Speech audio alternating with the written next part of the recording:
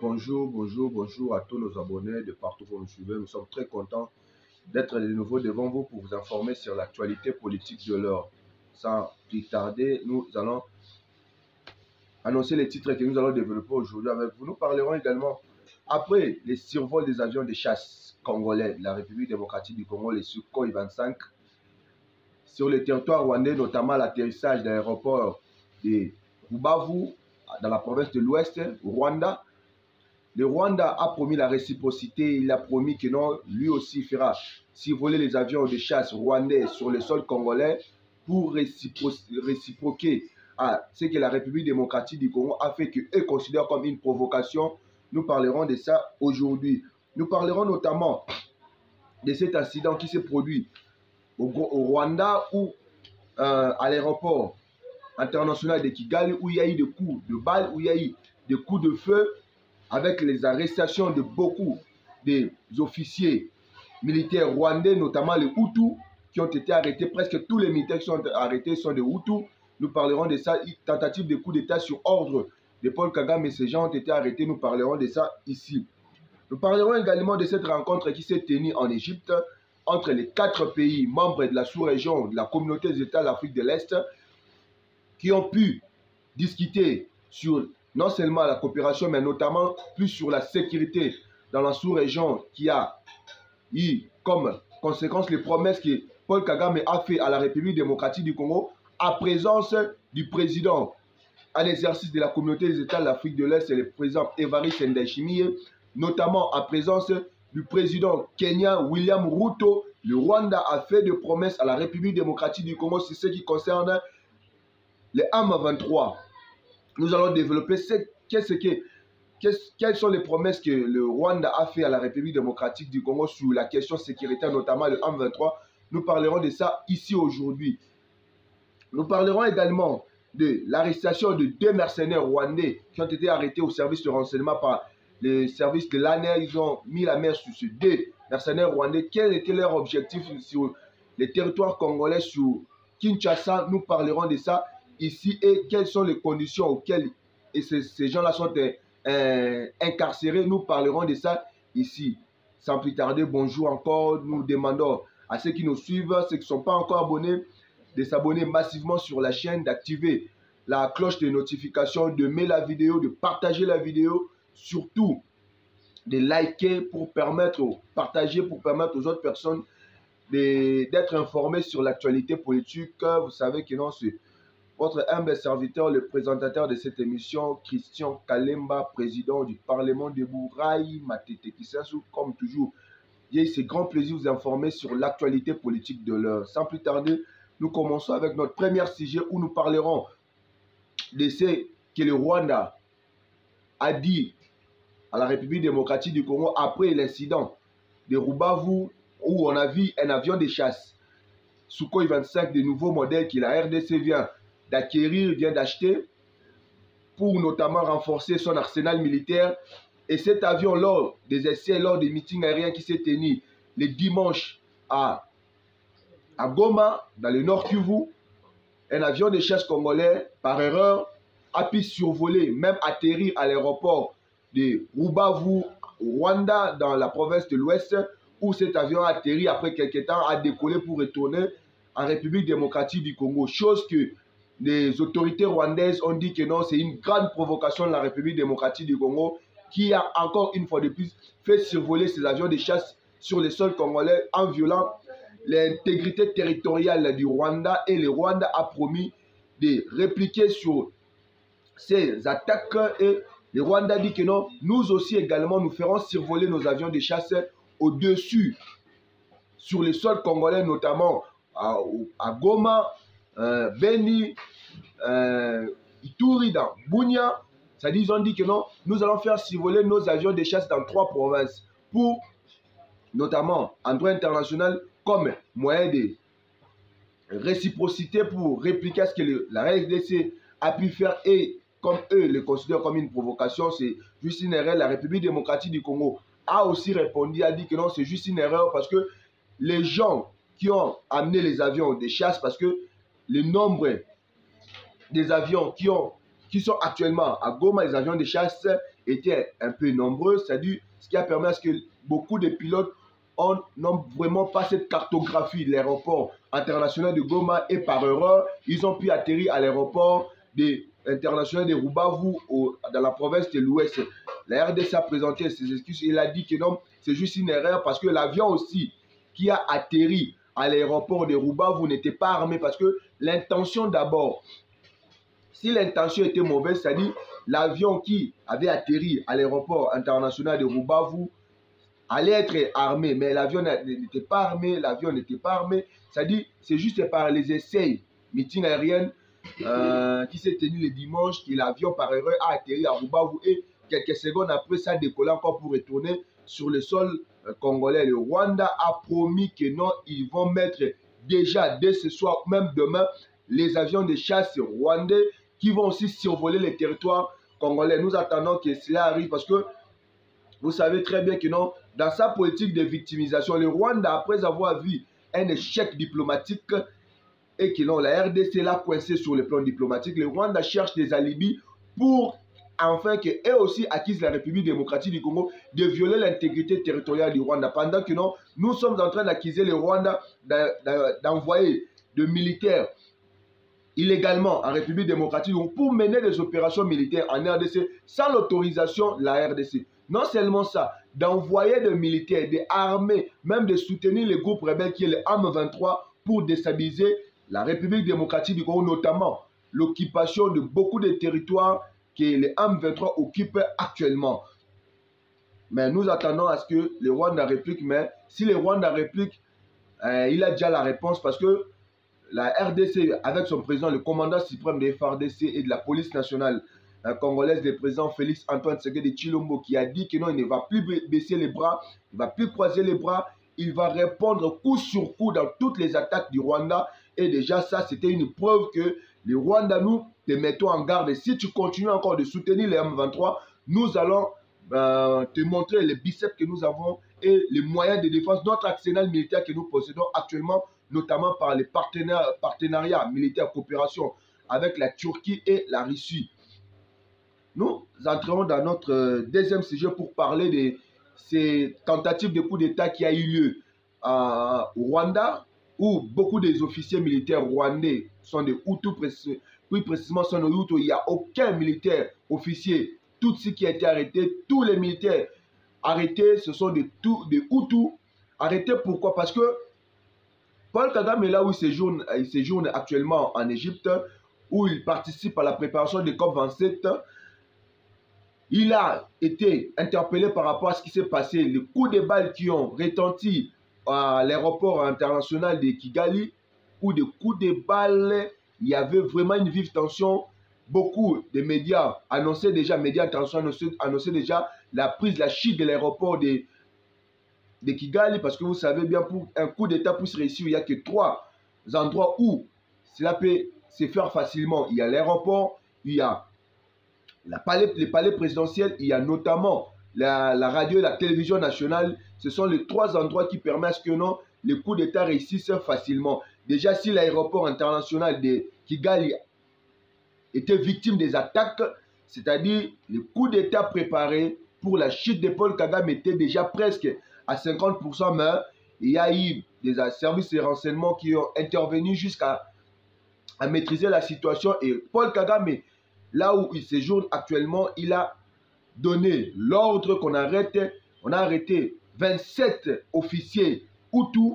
Ils sont actuellement entre les services de renseignement rwandais où ils sont en train d'être auditionnés. Selon les informations que nous avons, le Rwanda, le président Kagame a acquis ces 27 officiers de collaborer avec les FDLR, notamment avec la République démocratique du Congo, pour lui faire un coup d'État, chose que la RDC n'a jamais eu l'intention de faire. La RDC a toujours prôné la paix dans la sous-région. La RDC a toujours manifesté ses bonnes intentions de collaborer avec ses voisins, notamment pour que la paix mutuelle règne dans tous les pays de la sous-région. Et la RDC n'a jamais eu l'intention. D'ailleurs, la RDC, depuis que la RDC existait, la RDC n'a jamais manifesté une telle intention sur des accusations fausses et la victimisation du Rwanda, qui a toujours cherché des alibis comment accuser la République démocratique du Congo, notamment sur le soutien des FDLR qui sont les groupes rebelles rwandais qui cherchent toujours à retourner au Rwanda et récupérer leur pouvoir occupé illégalement actuellement selon eux par les Tutsis. Mais ce qui vient de se passer, il y a actuellement une vive tension au Rwanda, à Kigali, où beaucoup de militaires subalternes Hutus n'ont pas digéré cette injustice et il s'est dit que non, s'il faut prendre même les armes, ils prendront des armes pour défendre leurs officiers, les 27 officiers qui ont été arrêtés, notamment rétablir l'ordre et permettre à ce que non, dans les élections à venir au Rwanda, que le Paul Kagame ne puisse plus être un candidat et qu'ils auront besoin d'un candidat Hutu qui va être là pour que non, les Rwandais puissent entretenir de nouveau de très bonnes relations avec ses voisins, notamment avec la République démocratique du Congo qui est victime actuellement des incursions armées du Rwanda, notamment sur l'agression et le soutien de M23 par l'armée rwandaise. Nous allons parler, nous vous informerons sur plus de détails lorsque nous aurons plus d'informations sur ce qui se passe actuellement au Rwanda. Nous parlerons dans notre troisième sujet de cette rencontre qui a eu lieu en Égypte entre les quatre représentants de pays membres de la communauté des États de l'Afrique de l'Est. La République démocratique du Congo a été représentée par le Premier ministre Jean-Michel Sama Lukonde Kyenge, qui a représenté le président Félix Tshisekedi à la préparation de COP27. Il y a le Rwanda qui a été représenté par son président, le président Paul Kagame. Il y a le Kenya qui a été représenté par son président William Ruto. Et il y a le Burundi qui a été représenté par son président Évariste Ndayishimiye, également président en exercice de la communauté des États de l'Afrique de l'Est, qui a présidé cette réunion de 4 autorités de 4 pays, la RDC, le Rwanda, le Kenya et le Burundi. Qu'est-ce qui s'est dit là-bas? Ils ont parlé notamment sur la sécurité dans la sous-région où, notamment avec le soutien du Rwanda au M23 et le Premier ministre Jean-Michel Sama Lukonde n'a pas eu sa langue dans la poche. Il a dit ouvertement devant les chefs d'État, membres de la sous-région, où il a dit que le Rwanda est en train de financer le M23, que ce soit sur le plan militaire, logistique et tout, pour déstabiliser la République démocratique du Congo, chose que le président Kagame a eu peur, notamment après avoir vu l'arsenal militaire que possède actuellement la République démocratique du Congo. Le président Paul Kagame a fait la promesse, il a dit que j'ai fait un effort, je n'ai pas besoin de la guerre dans la sous-région, je n'ai même pas besoin de combattre la République démocratique du Congo, mais s'il faut régler ces problèmes-là diplomatiquement, je suis prêt à mettre mes services gratuitement pour permettre à ce que la République démocratique du Congo et les M23, convaincre les M23 de cesser les hostilités contre la population civile, notamment contre les FARDC, et de se retirer des positions qu'ils occupent actuellement. La question qu'on se pose, comment le Rwanda qui n'a pas une même mise sur les terroristes du M23 peut facilement, comme il l'a promis, les convaincre les M23 de quitter les positions qu'ils occupent actuellement? Comment cela peut se faire?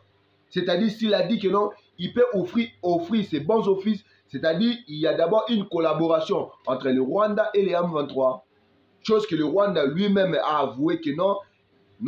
Évidemment, il y a une collaboration, il y a un contact permanent entre le Rwanda et le M23 qui, les M23 déjà ont 95% des militaires rwandais dans ses rangs pour combattre la République démocratique du Congo avec les armes du Rwanda.